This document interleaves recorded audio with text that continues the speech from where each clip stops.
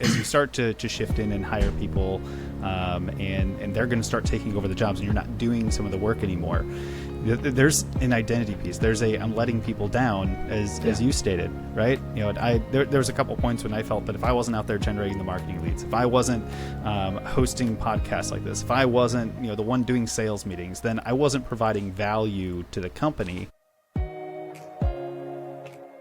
How would we go scale it better, faster without it? We'd hire someone in a new geography, or we would hire someone with a specific focus in terms of their sales or marketing outreach efforts. Or we would hire new services team members with different skill sets than we had before. So via an acquisition, we did all of those things at the same time. And we entered a bunch of larger companies than we had worked with previously. What would you say if they could take one action this week? What's one thing that they could do other than just giving you all a call and having a conversation about it? What's one tactical thing that you would recommend for someone who can't quite hire a CFO yet, know their financials are a mess, and want to take a step towards kind of maybe this fractional support? We are thinking of it as an efficiency gain for sure, but I'm not trying to cut people with that gain in efficiency. I'm trying to grow with fewer new hires than I otherwise would. And I'm trying to have those people be able to service more business and be able to provide higher value service.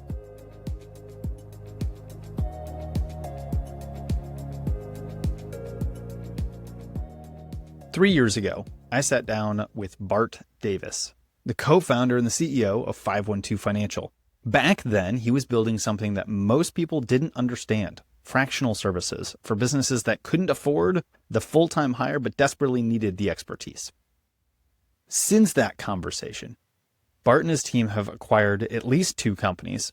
They've scaled nationally and fundamentally redefined what it means to own a business without being consumed by it. But here's what we're actually talking about today. What happens when the thing that you built creates freedom and that starts to trap you? How do you stay connected to your mission when the business outgrows your ability to touch every part of it? And what does ownership really mean when you're no longer the sole operator? This is the Ownership Advantage, and this is the conversation with Bart Davis. Bart, I want to start somewhere that most people won't. 3 years ago, you were the guy who could see kind of every part of 512 Financial as you were building it. Today, You've actually acquired a couple companies. You're operating in a much bigger fashion, have grown the business exponentially, which we'll talk about. And by definition, my guess is you can't see every aspect of the business like you would have 3 years ago. So here's my question. What did you lose when you scaled? And I don't mean revenue or time, but what part of you actually had to die for the business to grow? What part of me had to die? It's so morbid. You alluded to kind of how much you either are in control of or at the very least aware of. I mean, in September of 22 when we talked, I certainly knew every customer, very closely. I knew exactly who was doing what on which account, and when might be appropriate to sell them more or change a resource or any of those things. And I obviously don't have my pulse, my finger on the pulse quite that way anymore. It would be pretty impossible to do so. We serve about 140 companies today relative to the 20 maybe that the last time that we spoke. So I don't. It's hard to say what part of me has died, but I have lost some of the detailed business context that I had once upon a time, which is both relieving and terrifying at the same time. Tell me more about that. What part of it was most terrifying to let go? Why was it terrifying? We're all, I think, as entrepreneurs, pretty confident in ourselves, right? Or else we wouldn't start a company. And so there's this thing of like, if and when I hand it, and when I say hand it off, that could be any part of the cycle, right? Maybe that's the customer success portion. Maybe that's the literally doing the work. Maybe it's escalating concerns, whatever. So I generally think of myself as pretty good at handling those things, handling difficult conversations. And so it's, and I know that people will do it a little bit differently than I will do it. And, hopefully they do it better or as well or better. And so just knowing that different or accepting that different doesn't mean worse is hard. And just giving up that control, as again, I think people who have put themselves into the position that I've put myself, they like some amount of control and they like being involved, and so that is challenging and it's scary. But if you want to scale, it's of course inevitable. So just trying to find the balance in feeling comfortable or as comfortable as you can with those changes. Take me through an example of that. So I'm guessing, tell me if I'm off base here, but I'm guessing this has probably happened a couple times over the last couple of years. Having to hand some things off seems a little bit relieving, a little bit scary at that same time. What's one example or kind of maybe just a short story you can tell on one of those that you handed off that felt that way, and kind of what has been the result on the backside of it? I mean, I think maybe the most one that has to happen. I think the last time you and I spoke, probably everybody at the company reported to me. We didn't have managerial levels. We didn't have, because it was 15 or whatever the number was at the time. And even there, it's probably borderline difficult to manage. But obviously at 50 or more, that's impossible. And but it didn't make it easy to let go, because again, you have personal relationships with these people, and you feel like you're somehow letting them down if, hey, you don't report to the CEO anymore, you now report to the senior consultant or the senior director or whatever it might be. And it's hard. In reality, it's helping them. They now have a more attentive manager who knows more of what they're doing day to day, who maybe works on some of the clients with them and understands the personalities and the challenges associated. But that doesn't make it easy. And again, it kind of feels like you're letting them down to say, hey, you now report to Jane Doe or whatever.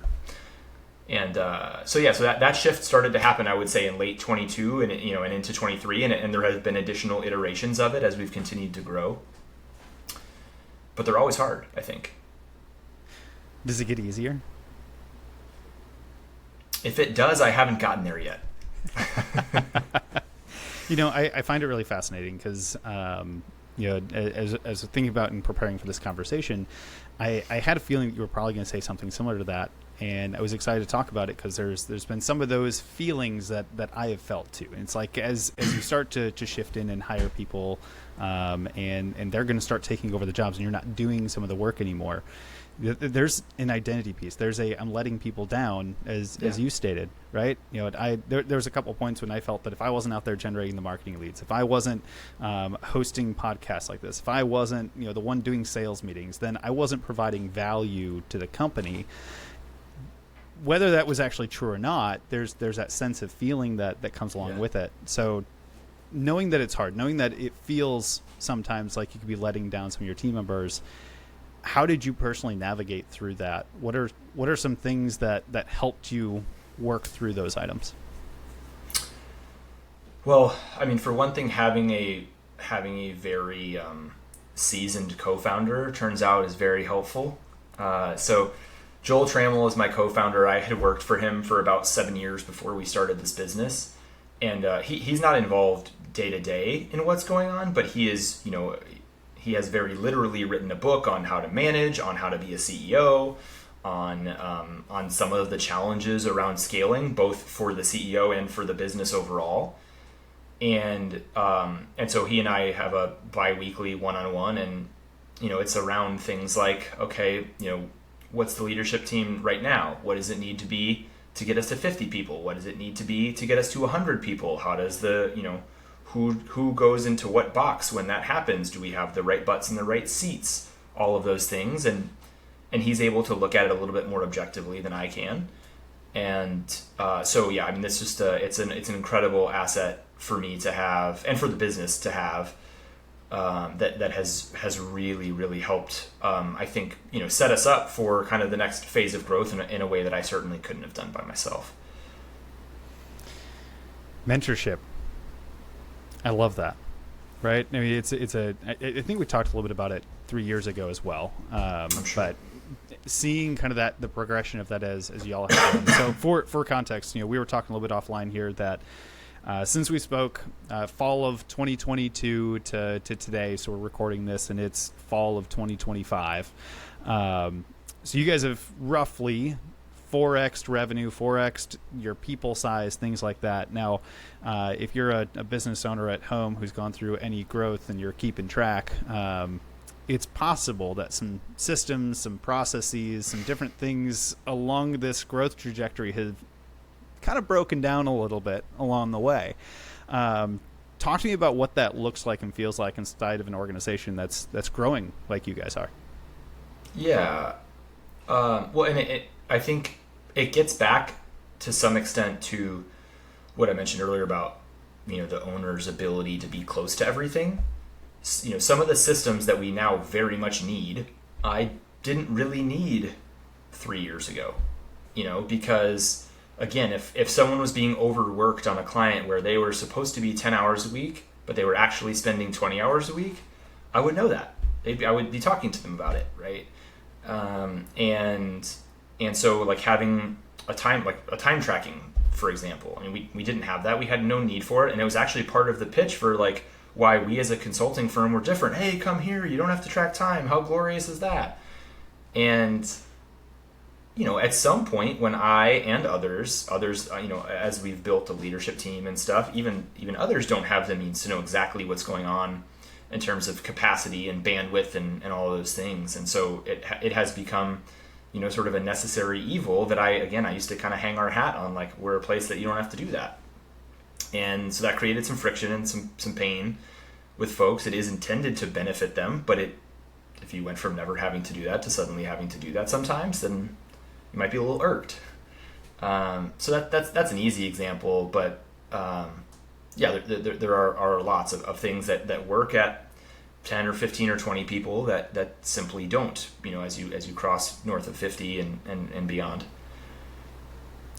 How do you approach the process of building systems or processes within the business?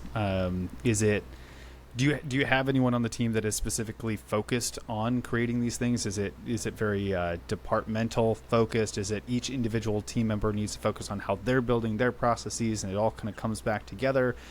What's been your approach to keep tabs and ensure that the processes and systems are growing with the business as the business grows? Yeah, I am not good at that stuff.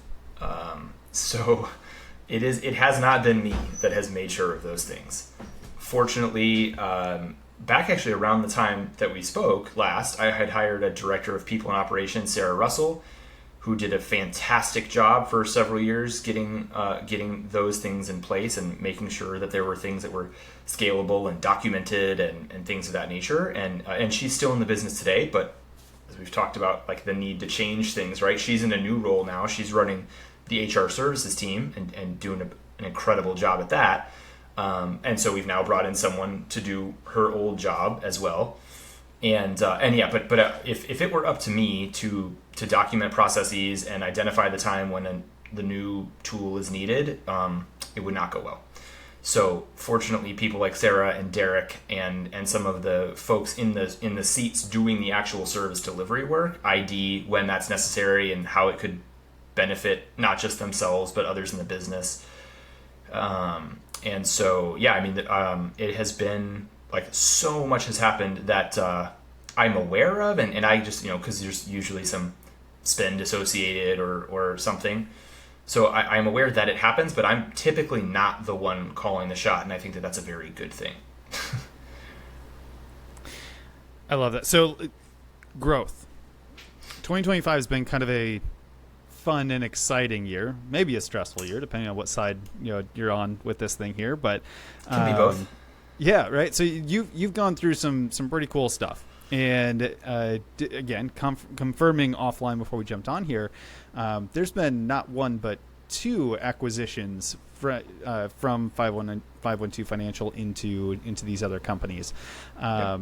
So I want to talk a little bit about that, because what I understand today is 512 Financial is not just a fractional financial firm anymore.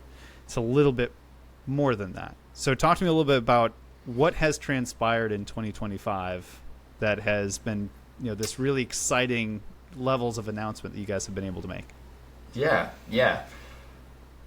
Yes, so it has been a busy 2025. I feel like we've squeezed a couple of years into this year. So we came out at the very beginning of January with the announcement of our first acquisition, which was Austin PeopleWorks.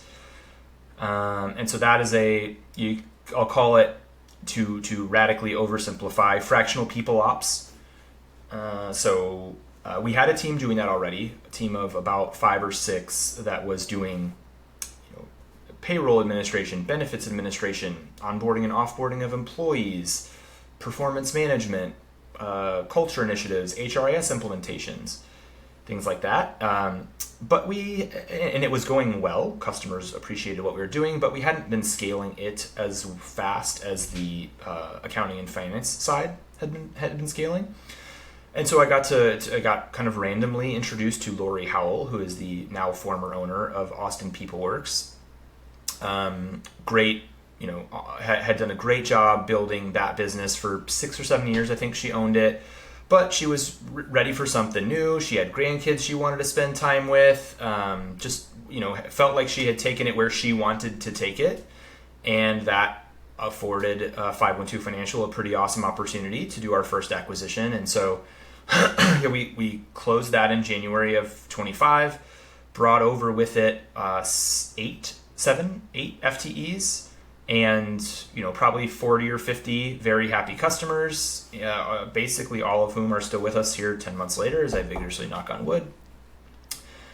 And it was a great learning experience. We did some things right, we did some things wrong as it pertains to diligence efforts and integration efforts and org structure shifting and all of those things. And I thought that had me very well prepared to do acquisition number 2, which we closed on August 31st. And I was very wrong. That has presented a whole bunch of new, different challenges, although the business is similarly sized in a similar space. And that was higher, better. And so just all the challenges that we figured out and overcame with the first one. I'm like, all right, cool. I have a playbook now. I know how to do this. And just a whole different set of challenges that were unique and not relevant in January became relevant in September. And so now we've got a whole new set of lessons that we've learned. But really, really excited about both of those. Obviously, the fresh one, top of mind, is higher, better. We filled 2 pretty, I think, meaningful holes in our leadership team with that acquisition. So Velvet Schmitz was the CEO of Hire Better, and Amy Ansira was the Chief Experience Officer. And this is the type of thing that I've talked to Joel about a lot.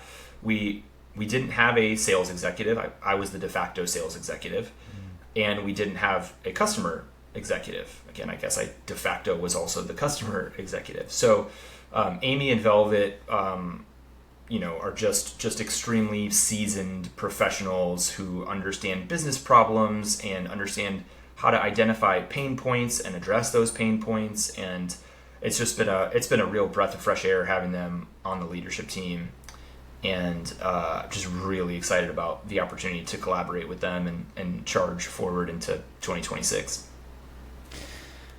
I want to get back to talking a little bit about the services that you all provide today. But before we do that, I want to hang here on the acquisition side, because there's a couple things that you just mentioned that I think are really important for us to dig into, especially if you're a company that's looking to grow and scale and looking at different opportunities here. So one of the first things that I heard you say with that first acquisition is we had this department and it was not growing and scaling as fast as kind of our core business. So choosing to go out and acquire a company versus kind of some other methodologies for ramping up scale and growth and maybe finding team members and things like that, it's a path to take. So what has been the benefit of going after an acquisition versus trying to just grow what you had organically? It's an accelerant at the very least, right? I mean, how would we go scale it better, faster without it? We'd hire someone in a new geography, or we would hire someone with a specific focus in terms of their sales or marketing outreach efforts, or we would hire new services team members with different skill sets than we had before. So via an acquisition, we did all of those things at the same time. And we, entered a bunch of larger companies than we had worked with previously. We kind of typically serve businesses doing, 5 to 20 million in revenue. Suddenly, we had some customers that were doing 100 million in revenue. That were Austin PeopleWorks clients. So it immediately is, a different TAM, different geos, different people skills, and again, so the opportunity to do all of that at once is pretty exciting. And it, again, like I said, it has the people who came along are all here. The customers who came along are all here.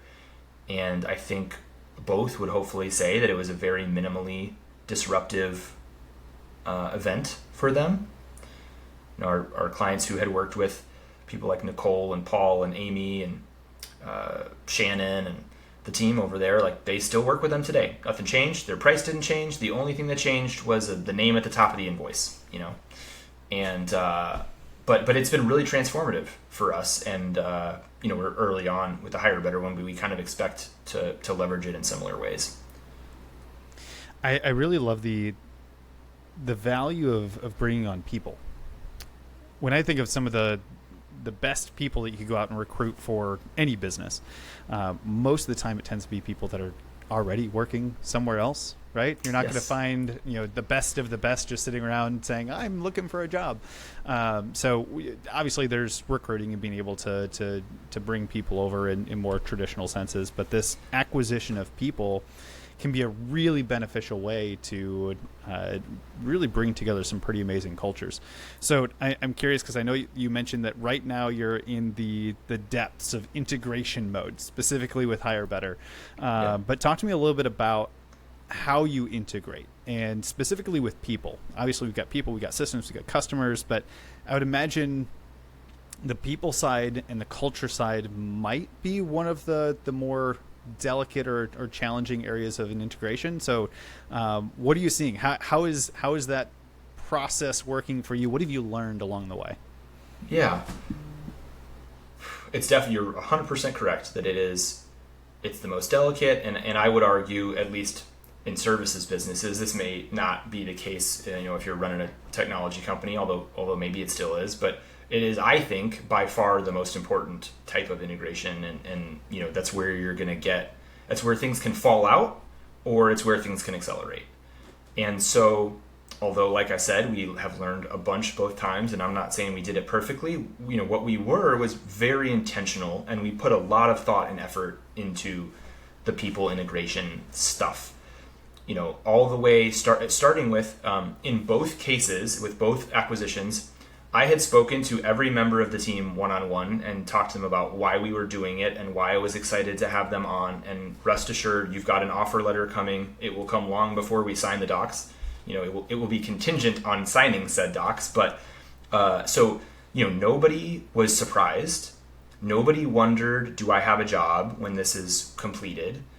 Nobody wondered, do I have my customers, or any of those things. And so, again, I'm not saying that we did everything perfectly, but I do, putting people at ease in times of change was very, very intentional, and a lot of time was spent to make sure that we did that in what we felt was the best way possible.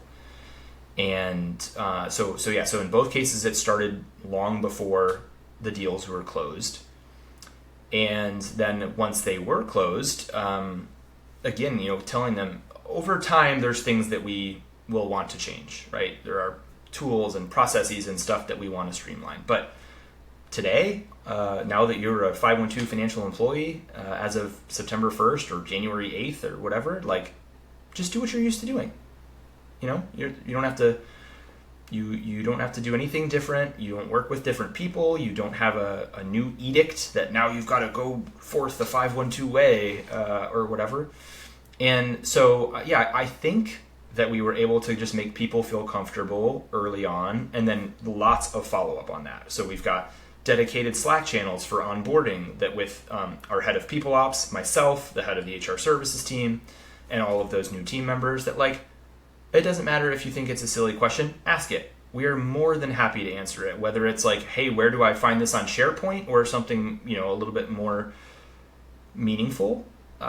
Just ask away, and you can ping us directly on Slack. You can come into my either literal office if people are here in Austin, or virtual office, and just knowing that that we're a team and we're here to help each other get acclimated, and we know that all change is a little bit scary or frustrating or whatever. And we can laugh at some of the silly things that happen from an IT perspective now that we're through them, but like they were a little, we hit some bumps in the road. But yeah, so I would just say that just that is, I think, the most important. And so you've got to treat it that way. You can't just assume that the cultures will blend or that the people will get acclimated. Like, you have to make that happen. So you had an opportunity to actually chat with a lot of the team members prior to the acquisition going through.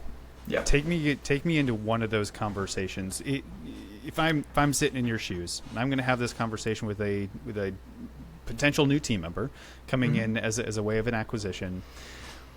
What's the one most important thing to express and help this individual feel as a part of this process? An easy one to point to, which I actually, this was done in a group setting, I think, for this specific example I'm going to give, but is walking through our core values as a business. So I think in some businesses, core values are just stuff written down on a piece of paper that may or may not mean a whole lot. They do mean a lot here, and so we walked through them in great detail, and what they mean and how we leverage them and how we celebrate when people display them, and how we have terminated people when those aren't displayed. And it's part of our interview process. We literally have a core values interview that is part of the hiring process. The acquisition folks didn't have to go through that because, again, they knew they had a job. I wanted them to know they had a job, but I also really wanted them to understand kind of what makes people tick here, because it really is like it's kind of the lifeblood of the entity and the community, and so making sure that those were understood was very important for all parties. When I was watching back our conversation from 3 years ago, I had asked you a question, and one of the questions that I had asked was vision for the future and some of the impact that you wanted to have, within the organization. And part of your response to that was, I quote, "I love providing opportunities for others to improve their financial health." And that wasn't specifically for the clients, but you had actually gone in to talk about how that was really important for you when it came to employees and other people that you interact with on the business in the business space. How does that quote feel today? Has anything changed in the last 3 years? How does that resonate today compared to when you shared that with me 3 years ago? Yeah. 3 years ago, Bart was spot on. What can I say? No, it is absolutely still true. It has, there tends to be sort of a lever, or an inverse relationship, I'll say, between growth and profitability. And, why I bring that up as it pertains to this question is that we have a profit share at 512 Financial.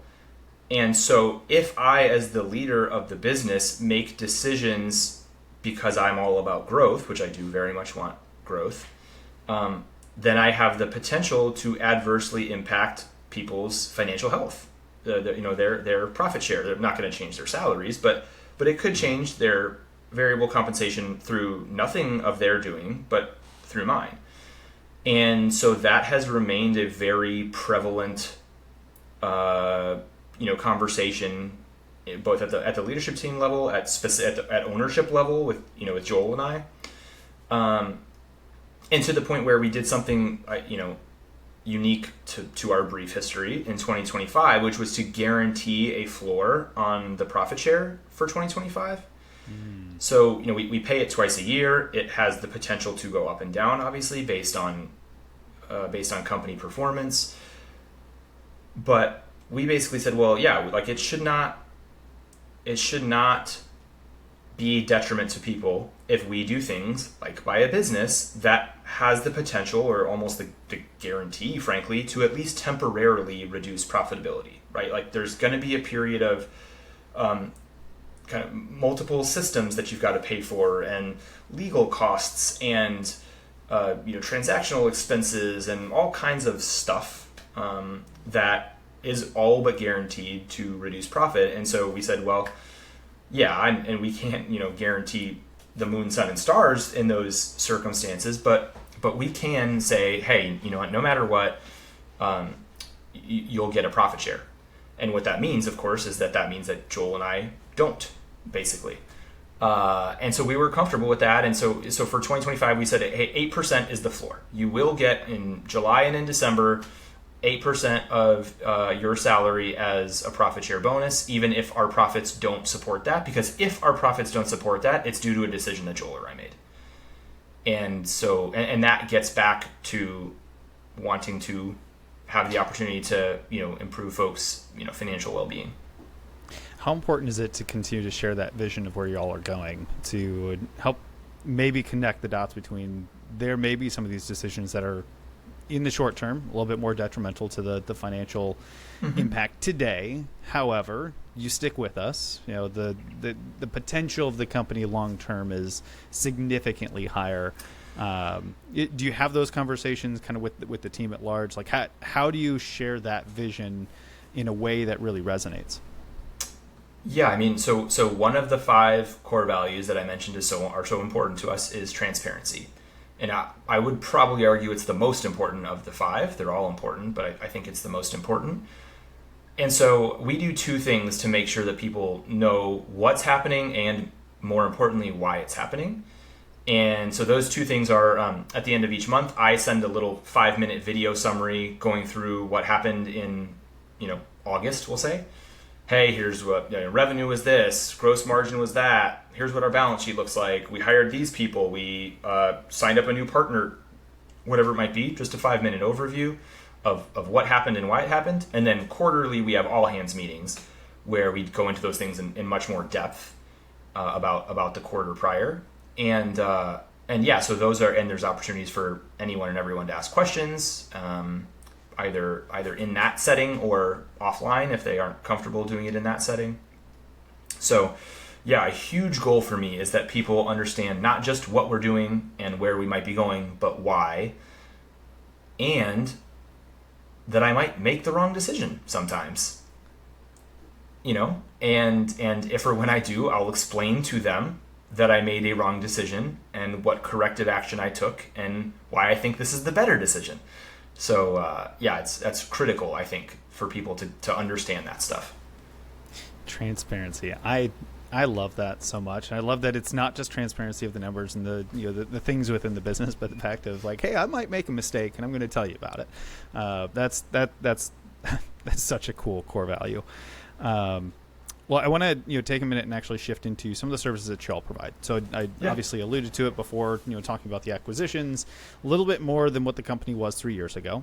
So fractional services still primarily, if I'm understanding correctly, but maybe a little bit broader service with that. So talk to us a little bit about what are the services that are provided today and how that differs from 3 years ago. Yeah. So 3 years ago is easier. There were fewer things. So 3 years ago, we did fractional accounting, fractional CFO, and we did fractional HR, albeit in a narrower scope. And so what that might have meant back then was, we'll close your books, we'll do financial reporting, we'll update your budget or your forecast once a quarter. We'll process payroll. We'll help you get new employees, or help you onboard new employees, because we did not have a recruiting function at that time. So that's about the extent of what the offering was at that time. So we still have all of those things, of course, and bigger teams and more resources for those teams. But we now also have transaction advisory services, which, financial due diligence, quality of earnings, things like that. We have a talent practice, and actually we have two sort of sub-talent practices. We have an RPO practice, and then we have this retained executive search, which that is new via Hire Better. So we've got both of those, and then again, on the existing fractional services, they're all there, but they are kind of more robust and with a broader set of experiences across industries and tools and systems and all that good stuff.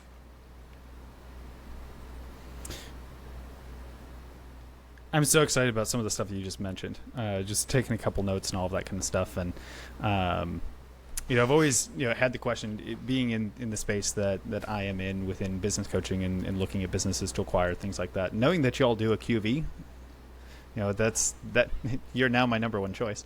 Retained executive search, all of that kind of stuff on top of the services you provided before, which is really powerful. And I don't know if it's ironic or not, but I have not come across a lot of firms or businesses that offer all of those things and can do them well. So talk to me a little bit about maybe some misconceptions that if I'm a smaller business out there, can't quite get to that point of hiring a full-time CFO or a full-time recruiter, a full-time, each of these components that you just mentioned. What are some of the misconceptions about fractional services, and why should they consider any of the fractional services that you've articulated today? There's a lot of misconceptions. I'm trying to think of how to paraphrase and or where to start. But I think one,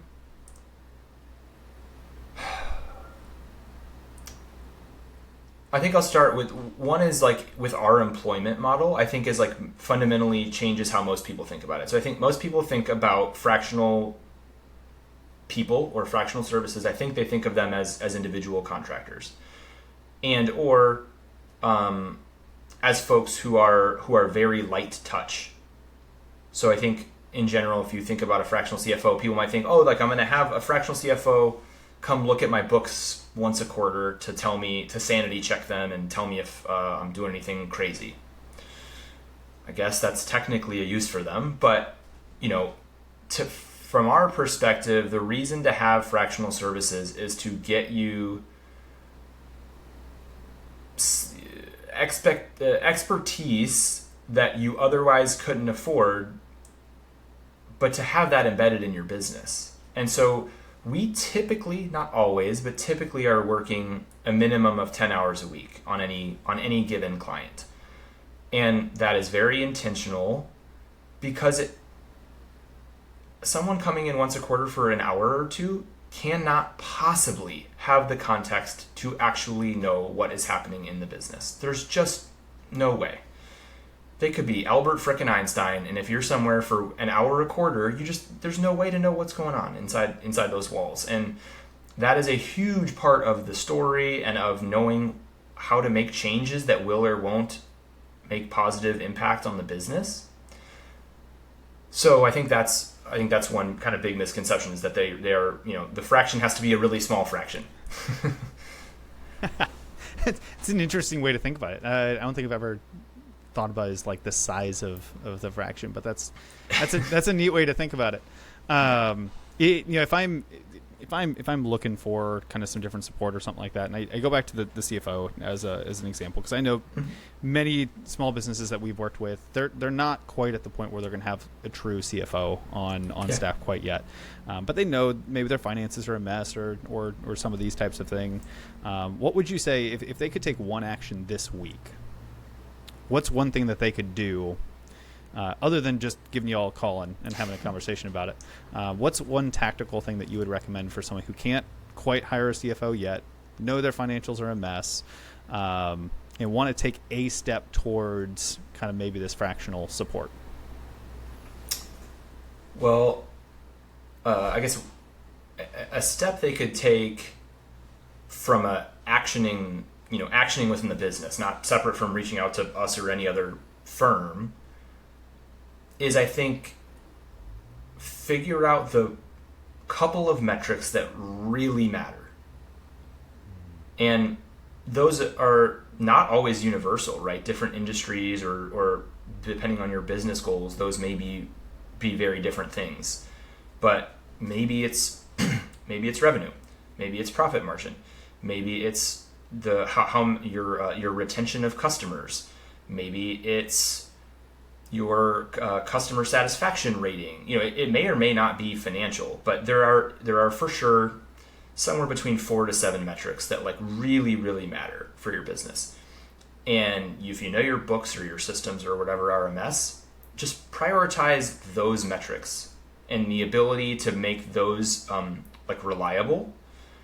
Again, you won't be able to just make them good, but if you can make them reliable, that you know that they're telling you what's actually happening in the business, then you can go, okay, what I really need is a bookkeeper to clean up the other parts, or what I really need is a customer success person to help with that crappy, NPS score or whatever.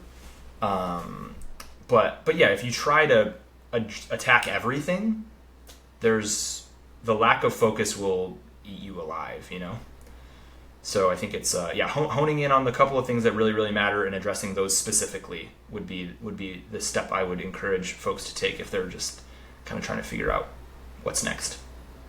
That one resonates with me. I'm a huge believer in the what gets measured gets managed, what gets managed gets moved. So I've always been a big fan of we have to be able to visualize the couple things that make the biggest difference. So I could not agree more on that particular topic.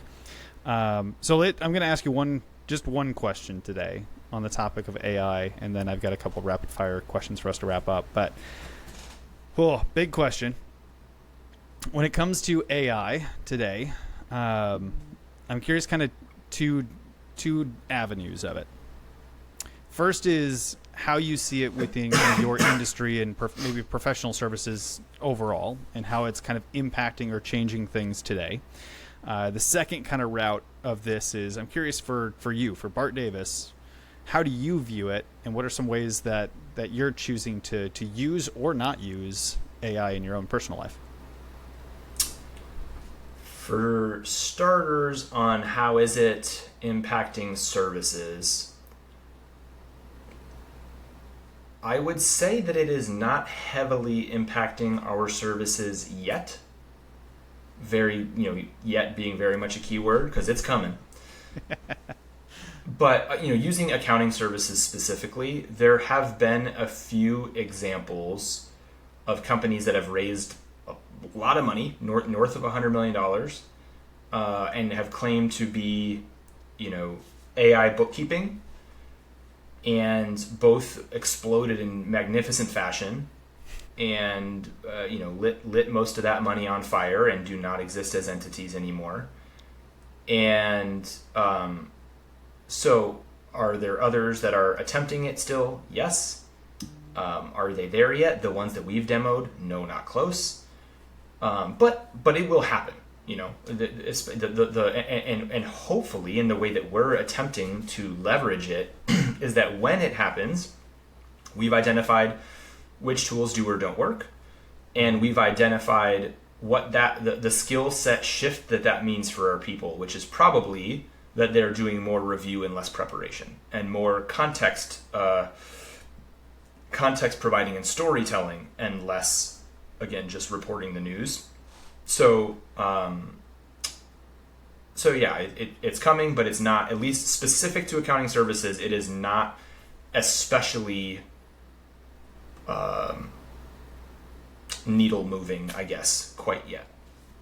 So if I hear that correctly, then, because I really want to put a pin in this, because I think this is important. Yeah. If I heard that correctly, my understanding of what you just said is that the biggest focus today isn't necessarily can it do the things, can it not do the things, is it there yet, is it not there, but how can we be preparing the functions within our business? How can we prepare the team members to be able to adapt and adopt these types of tools when the time comes and as they come out, and giving them the skill set and the way to think about things. Is that correct? Did I capture that correctly? Yeah, absolutely, and yes, and it dovetails into the second part of your question and sort of what I'm doing pretty nicely. So one of the things that I'm doing is I joined the AI Collective, which is a group of C-level folks organized by Jeff Woods, who wrote the book The AI-Driven Leader, to identify how to stay ahead of the curve, and most importantly, how to lead through it, and what that means for, in my case, 512's people. And so I think a lot of folks are thinking of AI as a cost cutting and likely head count cutting maneuver. We are not. We are thinking of it as an efficiency gain for sure, but I'm not trying to cut people with that gain in efficiency. I'm trying to grow with fewer new hires than I otherwise would. And I'm trying to have those people be able to service more business and be able to provide higher value service, because some of the boring or less critical thinking components of their day are being done via AI, via some tool, right? Mm-hmm. So that's kind of one. And then, but then the other part of how am I literally using it day to day is again, this gets back to Jeff and the AI driven leader and the AI collective, is as a thought partner. So can I have it do little tasks for me? And do I have it do little tasks for me? Yes, I do.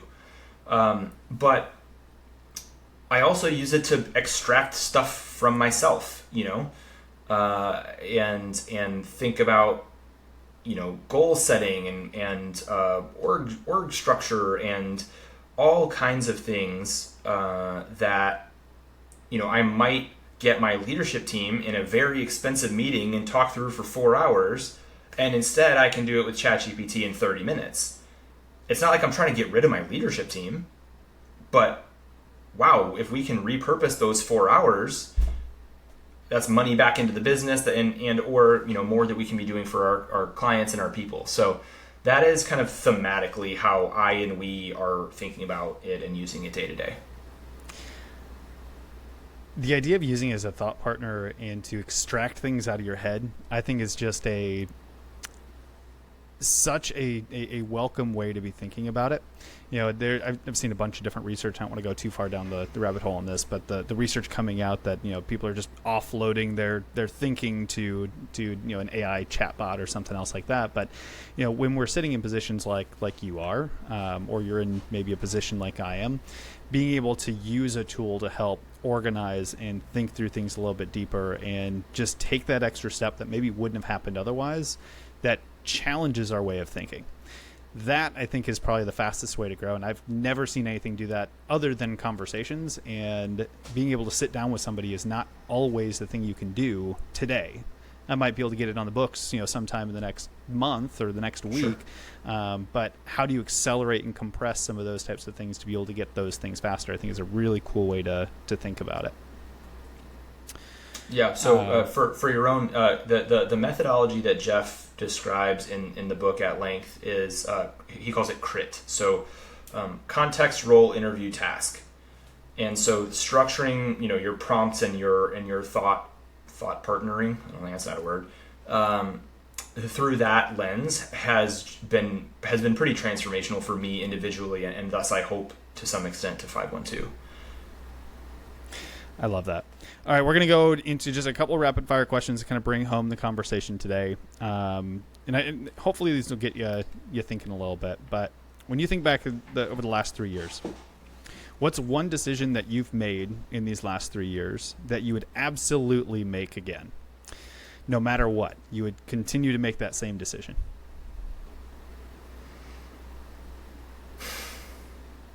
I mean, I guess M&A activity. I talked about the ability to do all of the things that you might do for organic growth at one time. Yeah, I would.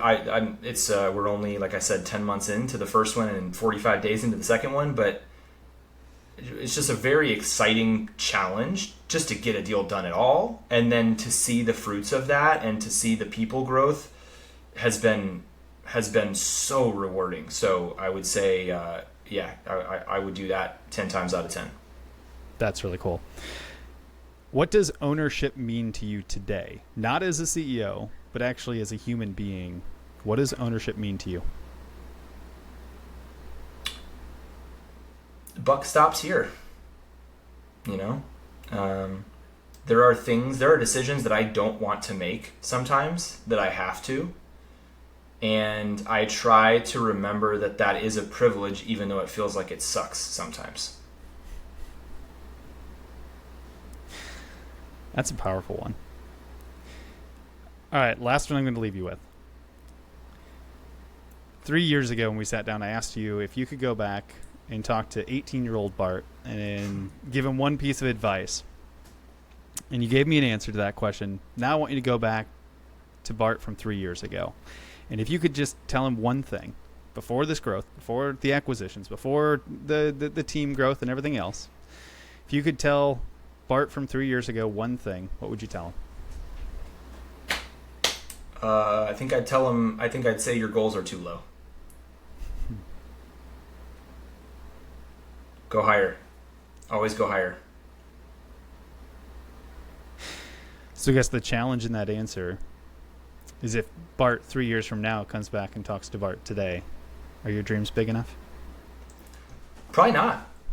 I mean, this is another thing that comes out of the most recent AI collective. We were all just together a week and a half ago in Austin, about 100 of us, and there were lots of people who, like, in the room while we were talking, were going, I thought I had an aggressive goal, but now I think it's too small.